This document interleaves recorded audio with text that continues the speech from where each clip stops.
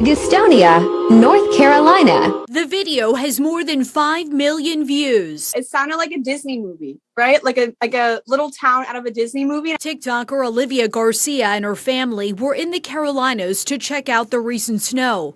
When she saw this video, she convinced her family to make a stop. And I was like, oh, wait, can we make a pit stop in this place called Gastonia? Because I just saw this TikTok and it looks so pretty. From Florida, Garcia isn't surrounded by mountains and was thrilled at the opportunity to see them. And then all of a sudden we get there and just run down gas stations. Like, we had to go to the bathroom. There was no bathroom that worked in any of the gas stations. This wasn't what she expected. I made us drive an hour out of the way BC of this TikTok. Chronicling her reaction, Garcia's video in actual Gastonia has thousands of views.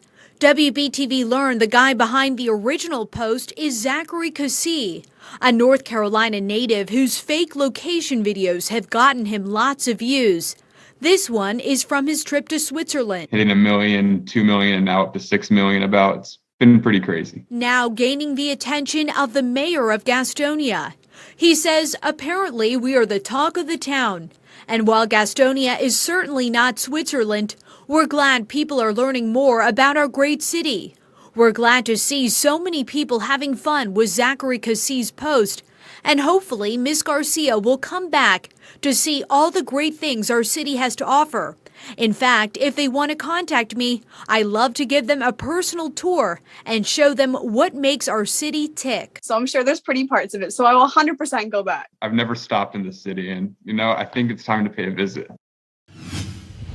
Prices are way up and inventory is way down when it comes to the housing market. Yeah, home sales surged to a 15-year high last year. Some desperate homeowners are going to extreme measures, but with big money on the line. Consumer Reports says that could be risky. News 13 anchor Tammy Watford explains how to navigate the tricky home buying process in a more responsible way.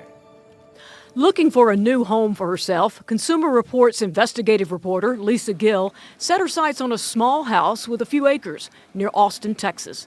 Trying to close the deal as soon as possible, Lisa made what at the time she thought was a creative offer. The sellers had 2 aging donkeys on the property, so to sweeten the deal, I told them I would keep them. You heard right. Lisa offered to care for the donkeys if she got the house.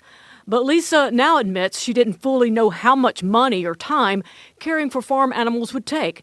And what's worse, she also turned a blind eye to other problems on the property. The septic system and the well were in pretty poor condition, and there were other problems on the property too. I could have been on the hook for about $55,000 in repairs, along with taking care of the donkeys. The deal eventually fell through, but Lisa isn't alone in trying to go above and beyond to seal the deal.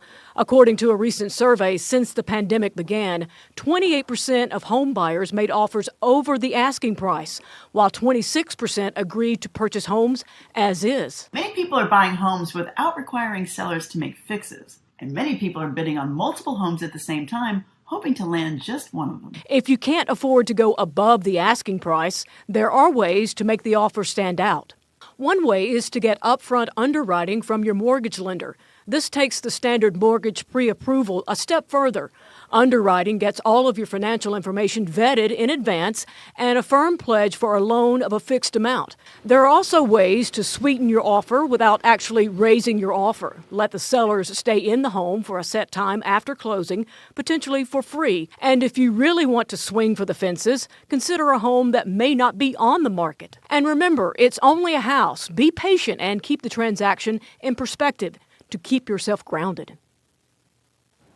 And some real estate agents recommend checking listings on Thursday evening. That's when they say those brand new listings are more likely to post. And go to WLOS.com and click on Consumer Reports under the News tab for more information. The Asheville Police Department's struggle to recruit and retain officers has continued into 2022. Since May of 2020, the department has lost 97 officers, and more officers have already left this year.